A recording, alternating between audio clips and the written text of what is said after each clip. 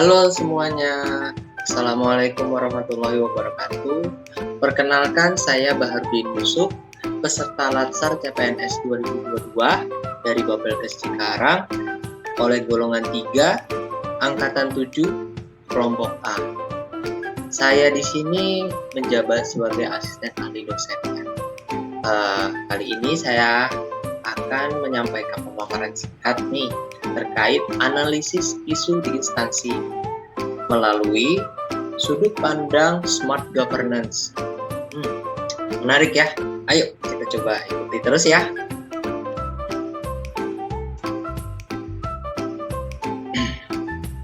Yang tahap pertama, isu di instansi sebagai banyak sekali isu di instansi, jadi kita harus pilih nih yang mana yang bisa kita angkat lebih lanjut dan kita carikan solusi ya.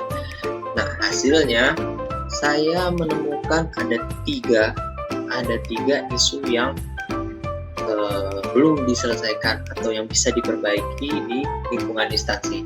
Yang pertama terkait bagaimana penetapan jadwal konsultasi bimbingan secara lebih terorganisir dan lebih memudahkan bagi para pihak. Pihak di sini yang dimaksud adalah mahasiswa dengan dosen ya tentunya, atau dengan pihak lain yang bisa diterapin.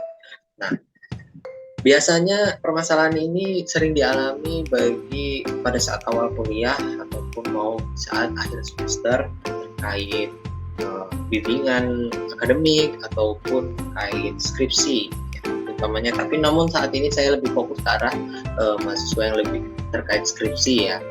Nah, isu itu menarik tuh yang pertama. Ada isu kedua tentang apa? Kurangnya dokumentasi hasil perkuliahan dosen.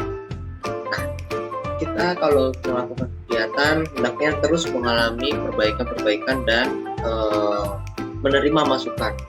Oleh karena itu, dengan adanya hasil dokumentasi, kita bisa menilai mana nih yang perlu dibenerin, mana nih yang bisa di-upgrade, apakah masih relevan atau tidak. Wah, menarik banget. Isu yang terakhir adalah terkait komunikasi, teman-teman. Jadi, ada komunikasi antara mahasiswa dengan pihak laboratorium. Masalahnya di mana nih? Permasalahannya adalah tidak adanya sinkronasi atau koordinasi terkait persiapan proses tersebut. Wah, praktikum udah di depan mata, tiba-tiba langsung didatengin sama mahasiswa atau dosen terkait tidak terselenggara atau terselenggara dengan banyak kekurangan di sana sini. Wah, tentu nggak mau terjadi seperti itu kan ya. Nah, tiga isu ini menarik semua nih untuk dilanjutkan, namun kita fokus aja ke salah satunya. Nah, untuk memilih yang mana yang mau diangkat, kita lihat saja di metode penilaiannya seperti apa ya. Nah, penilaiannya menggunakan metode APKL. Nah, APKL itu apaan sih? Yuk kita lihat yuk. Nah, APKL sendiri adalah singkatan dari aktual, problematik, khalayak, dan layak. Menarik ya? Apaan tuh ya? Saya jelasin di sini. Aktual sendiri adalah permasalahan tersebut masih dibicarakan dan belum dapat solusi atau belum terpecahkan. Wah, sayang banget ya. Yang kedua, problematik. Problematik sendiri adalah masalah tersebut tidak sesuai dengan standar dan bisa menimbulkan permasalahan yang lebih lanjut terkait hal tersebut. Wah, itu juga penting nih. Jadi kita menilainya dari aspek ini. Nah, yang terakhir, khalayak. Khalayak di sini maksudnya menyangkut kepentingan orang banyak. Jadi tidak cuma saya, tidak cuma mahasiswa, atau tidak cuma dari pihak lain merasa terganggu dengan permasalahan tersebut. Penting banget pokoknya ya. Dan yang terakhir adalah layak. Layak di sini adalah saya kan sebagai dosen nih, sebagai dosen harus bisa mengakomodasi atau membantu mahasiswa dalam melakukan bimbingan tugas akhir. Itu job desk saya. Karena itu masalah yang saya sampaikan ini harus bersifat layak sebagai saya sebagai seorang dosen terhadap mahasiswa atau pihak-pihak yang terkait ya. Dari hasil menggunakan penapisan APKL tadi, saya nemuin beberapa penilaian dari APKL itu, dan hasilnya adalah posisi pertama tuh terkait isu komunikasi dari hasil ini ya, dengan 19 poin. Isu komunikasi yang mana? Isu komunikasi antara mahasiswa dengan pihak laboratorium. So pasti ini lebih lebih menarik ya. Dan yang kedua, posisi kedua adalah terkait kesulitan mendapatkan jadwal waktu konsultasi. Nah, tentang penjadwalan. Ternyata penjadwalannya kurang maksimal ya di sini ya. Dia mendapatkan poin sebesar 17. Selanjutnya adalah kurangnya dokumentasi hasil oleh dosen mata kuliah. Sayang banget nih. Jadi dengan hasil ini kita fokus ke yang nomor 3 ya, yaitu tentang komunikasi antara mahasiswa dengan pihak laboratorium. Masalah-masalahnya kita lihat di isu secara lebih mendetail ya. Yuk. Isu yang dipilih jadi yang ini ya, terkait kejadian permasalahan komunikasi antara mahasiswa dengan pihak laboratorium. Analisis isu yang saya gunakan adalah fishbone dengan format 4S. 4S itu apa aja? Ada surround, ada sistem, ada skill, dan supplier. Kalau dari surround atau dari lingkungannya seperti apa? Nah, saya mengamati, menurut saya di surroundingsnya itu atau di lingkungannya sendiri itu banyak kejadian-kejadian yang mahasiswa itu datang dadakan. Jadwal sudah dipor, namun tiba-tiba ada beberapa kendala sehingga molor, ataupun ada yang mau masuk atau ada yang ingin menggunakan fasilitas dan ternyata masih terpakai karena tidak tahu yang mana, sedangkan mahasiswa itu perlu gitu, atau dosen itu perlu terkait penggunaan laboratorium. Penting itu. Nah, yang kedua adalah skill di sini adalah kemampuan koordinasi antara mahasiswa, dosen, dan pihak laboratorium tentu berbeda ya teman-teman. Jadi kita harus bisa memahami semua itu. Nah, kemampuan pemahaman skill inilah yang berbeda-beda tersebut yang bisa menjadi faktor terjadinya kesalahpahaman antara pihak-pihak terkait tadi. Kemudian ada supplier. Supplier di sini adalah tidak terdokumentasi teman-teman. Jadi bukannya tidak terdokumentasi, nggak ada jadwalnya, bukan.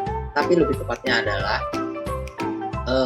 jadwal itu sudah ada, namun masih sifatnya sangat manual, sangat tidak terorganisir dengan baik. Oleh karena itu, bila terdokumentasi dengan baik kan tentu memudahkan kita atau memudahkan semua pihak untuk bagaimana menyelesaikan masalah, atau bagaimana dari pihak laboratoriumnya melayani. Kita juga tahu, sebagai dosen juga tahu apa yang harus dilakukan terkait kegiatan praktikum tersebut.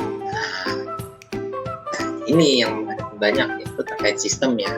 Terkait sistemnya itu seperti apa?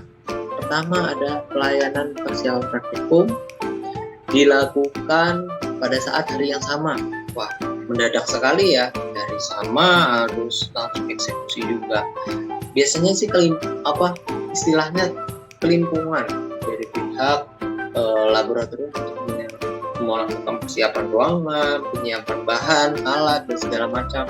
Tentu merepotkan, kasihan mereka ya. Selanjutnya adalah seluruh beban tanggung jawab itu diambil oleh 4 peranata laboratorium. Saat ini kami hanya punya 4 dengan peranata laboratorium di jurusan ya, di tiap jurusan, namun bebannya terlalu berat untuk bisa mengurusi semua mahasiswa gitu. Jadi alangkah lebih baik bila ada manajemen itu lebih terbantu.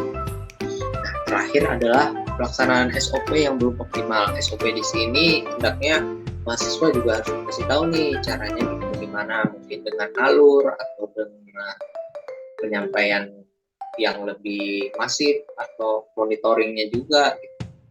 Wah, ternyata masalah-masalah di sini masih ada perlu perbaikan di sana sini ya, dari aspek surrounding atau dari lingkungan, dari segi kemampuan, dari segi penyediaan, dan dari segi sistemnya. Oleh karena itu, apa solusinya? Ini yang penting nih. Apa solusinya? Kita lihat yuk solusinya seperti apa. Nah, kalau dari saya pribadi adalah koordinasi internal. Koordinasi internal di sini siapa aja memang kita harus menelaah dari yang pertama dari tim laboratorium sendiri sebagai pihak yang memang memanajemen atau bertanggung jawab terkait penggunaan laboratorium itu ya, yaitu melakukan monitoring dan kesiapan praktikum dari awal semester sampai juga semester, ujian praktek dan segala macam, semua hal-hal yang terkait kegiatan di laboratorium harus dimanajemen dengan baik, direncanakan dengan baik sebelumnya. Dan yang selanjutnya adalah yang paling penting, hasil monitoring tersebut atau inspeksi atau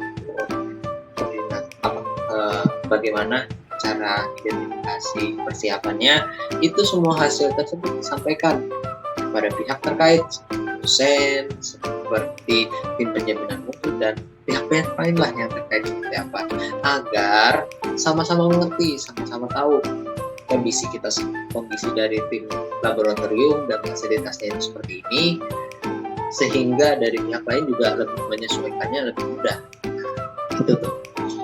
Selanjutnya dari tim dosen. Nah, ini dari saya nih, dari tim saya. Tim dosen sendiri harus bagaimana? Harus bisa mampu berkoordinasi. Bagaimana kita menyiapkan apa yang diperlukan oleh pihak laboratorium sehingga memudahkan untuk pihak laboratorium itu bagaimana penyiapannya, bagaimana mempersiapkan praktikum, apakah peralatannya udah lengkap atau tidak, apa peralatan yang dibutuhkan, mejanya seperti apa, ruangannya seperti apa, yang mana yang bisa memadai. Nah, tugas dosen nggak cuma itu sih, ada lagi tahap dua, itu tentang kita sebagai seorang dosen juga harus bisa mengarahkan mahasiswa untuk melakukan koordinasi dengan pihak laboratorium tentang apa yang diperlukan, dan hal terkait penyelenggaraan kita saling koordinasi lah antara saya, mahasiswa, dan tim laboratorium. Nah, selanjutnya adalah dari tim penjamin mutu. Nah, kalau tim penjamin mutu di sini lebih ke arah pihak direktoratnya sendiri ya, bagaimana bisa memberlakukan standar khusus atau standar yang lebih menyeluruh terkait penyelenggaraan praktik itu sendiri, sehingga kualitasnya bisa terjamin nih, bahkan bisa ditingkatkan lebih hebat lagi ya. Nah, ya hal-hal apa sih yang bisa dilakuin? Sosialisasi dan monitoring SOP itu penting banget, sehingga semua orang bisa tahu, mau saya, mau mahasiswa, dan pihak laboratorium harus tahu seperti apa eksekusi untuk pelayanan tentang kegiatan itu ya. Selanjutnya adalah pembaruan terkait SOP. Pembaruan di sini kalau sudah diterapin, kita harus tahu nih udah efektif apa belum, apakah ada perbaikan di sana sini atau tidak. Itu tim penjaminan mutu punya andil di situ gitu, untuk bisa membantu terkait peningkatan kualitas pelayanan dan manajemennya juga seperti apa. Nah, panjang lebar ya ternyata dari satu poin itu juga kesana sini kenanya. Nah, demikian akhir dari penyampaian saya terkait isu salah hilaf, mohon maaf. Ini semua demi kebaikan instansi dan institusi, tidak menginginkan apapun. Saya Bang Yusuf sebagai peserta latsar CPNS 2022 undur diri. Terima kasih kepada penonton video ini, semoga bermanfaat. Wassalamualaikum warahmatullahi wabarakatuh. Bye. Assalamualaikum.